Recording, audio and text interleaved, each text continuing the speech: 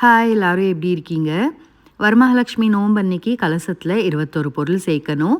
அது என்னெல்லாம்ன்றதை தான் இன்றைக்கி நான் ஷேர் பண்ணியிருக்கேன்.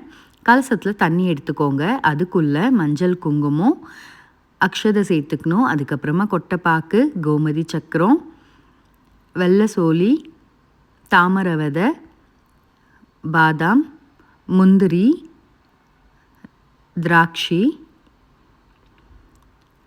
பச்சை கற்பூரம், ஏலக்காய், கிராம்பு,